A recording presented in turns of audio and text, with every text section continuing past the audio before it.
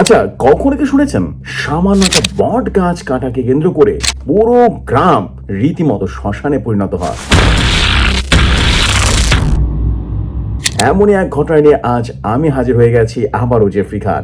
আশা করছি আজকের এপিসোড আপনাদের কাছে ভয়ঙ্কর রকম সুন্দর লাগবে। আজকের হরর পডকাস্টের নতুন একটি গল্প নিয়ে হাজির হয়েছে এবং আজকের গল্পটি যেমন টান টান উত্তেজনা, ঠিক তেমনই প্রাণবন্ত এবং বেশ ক্রিপি। তবে চলুন শুরু করা যাক হরর পডকাস্টের নতুন কন্টেন্ট। আজকের স্টোরির নাম বট গাছের অভিশাপ। ঘটনাটা শুরু হয় আজ থেকে প্রায় 20 বছর আগে, অর্থাৎ 2005 সালের কোনো একটা গ্রামের ঘটনা। গ্রামটির নাম এখানে উল্লেখ করা যাবে না, উল্লেখ করা গেলে হয়তো বা অনেক সমস্যা হতে পারে। ঘটনাটি আমার কাছে এসেছিল শাহিন শিকদারের কাছ থেকে। আমি যেভাবে পেয়েছি ঠিক সেভাবে না পড়ে আমি আমার মতো করে পড়ার চেষ্টা করছি। আশা করি আপনাদের কাছে বেশ ভালো লাগবে। তো শুরু করা যাক আজকের গল্প। 2005 সালে একটা গ্রাম ছিল, যে গ্রামে একটা বট গাছ ছিল। বট গাছটা বেশ বড় ছিল এবং লোক মুখে শোনা যায় বট গাছে নাকি অনেক অনেক জিন বসবাস করত, কিন্তু অনেকে এটাকে পাত্তা দিত না। আর এটাই তাদের সবচাইতে বড় কাল ছিল। গ্রামের গুরুজন বলতো যে এই বট গাছের নিচে কেউ যদি এক রাত ঘুমায় তাহলে নাকি সে জিন দ্বারা পজেস্ট হতে পারে। আবার অনেকে বলতো যে এটা আসলে সম্পূর্ণ গুজব। তেমনই একদিন রায়হান নামে এক ছেলে আর গ্রামের এক যুবক, খুব সাহসী যুবক যার নাম ছিল রায়হান, সে চেয়েছিল যে এই লোক কথাকে সম্পূর্ণ মিথ্যে বলে উড়িয়ে দিবে। আর এজন্য সে ঠিক করে ফেললো সে বট গাছের রাতে একটা রাত পার করবে। আর এটাই তার সবচাইতে বড় ভুল ছিল। আর এখান থেকে শুরু হয় আমাদের গল্পের দ্বিতীয় অধ্যায়। জি হ্যাঁ, কোনো এক রাতে রায়হান প্ল্যান করলো যে সে ওই বট গাছে পুরোটা রাত কাটাবে। সে অনুযায়ী সে তার সমস্ত জিনিসপত্র নিল, সাথে একটা টর্চ লাইট সাথে করে নিয়ে গেল যে গভীর রাতে একটা বট গাছের নিচে ঘুমাবে, নিশ্চয়ই ভয়ঙ্কর একটা ব্যাপার ঘটতেই পারে। সে বট গাছের কাছে গিয়ে ঠিকই সে বুঝতে পেরেছিল সে অনেক বড় একটা ভুল করেছে এবং এরপর শুরু হয় তার সাথে ভয়াবহ ঘটনা। সে যখন বট গাছে গেল ঠিক তখনই দেখলো সে বট গাছের উপরে ভয়ঙ্কর এক নারী মূর্তি দাঁড়িয়ে আছে এবং সে ফুপিয়ে ফুপিয়ে কাঁদছে। সে এমন দৃশ্য দেখে প্রচন্ড ভয় পেয়ে যায় এবং সেখানেই জ্ঞান হারিয়ে পড়ে যায় এবং পুরোটা রাত সেই বট গাছের নিচেই কাটিয়ে দেয়। এরপর যখন জ্ঞান ফিরে তখন সে নিজেকে আবিষ্কার করে তার নিজের বাড়িতে। জানা যায় সে যখন সারা রাত পড়েছিল তখন গ্রামের মুরব্বীরা সকালবেলা নামাজ পড়ে যাওয়ার সময় দেখতে পায় রায়হান পড়ে আছে বট গাছের নিচে। এরপরে তাকে সবাই ধরাধরি করে নিয়ে যায় তার বাড়িতে। এরপর রায়হানের জীবনে নেমে আসে ভয়াবহ এক অধ্যায়।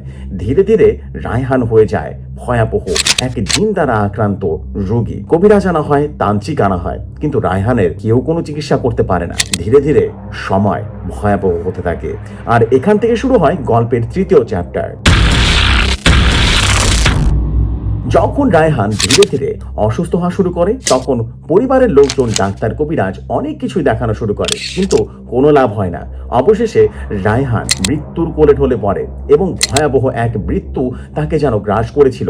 সে যখন মারা গিয়েছিল তখন বারবার সে শুধু বলছিল যে কোনো এক বৃদ্ধা মহিলা তার কাছে এসে বারবার তার রক্ত চায় বা তার রক্ত চুষে চুষে খাচ্ছে এবং এরপর তার জীবনে ভয়াবহ এক পরিণাম নেমে আসে। ঘটনার যদি এখানেই শেষ হয়ে যেত তাহলে বলতাম এটা একটা সহজ গল্প ছিল, কিন্তু গল্পটা এখানে শেষ হয় না এবং এখান থেকে শুরু হয় গল্পের শেষ চ্যাপ্টার।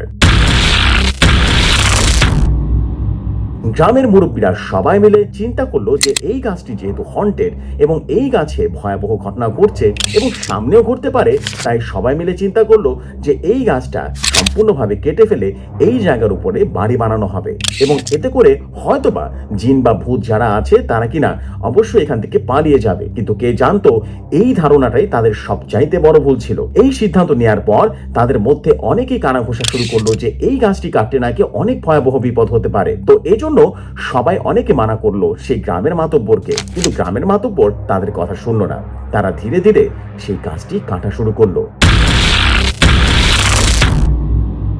এবং এই গাছটি কাটার পর ধীরে ধীরে ঘটনা ভয়াবহ আকার ধারণ করলো। বট গাছটি কাটার ঠিক 7 দিন পরের ঘটনা। ধীরে ধীরে গ্রামের প্রত্যেকটা মানুষ লক্ষ্য করলো তাদের জীবনে ভয়াবহ এক অভিশাপ নেমে এসেছে।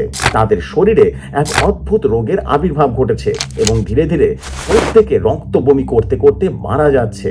অনেকে বলতো যে এই ঘটনাটা নাকি বট গাছ কাটার কারণেই হয়েছে, আবার অনেকে বলতো সেখানে নাকি হঠাৎ করে মহামারী আকারে ধারণ করেছে কোনো এক অদ্ভুত ভাইরাস। কিন্তু আসলে কি হয়েছিল তা কেউ জানে না।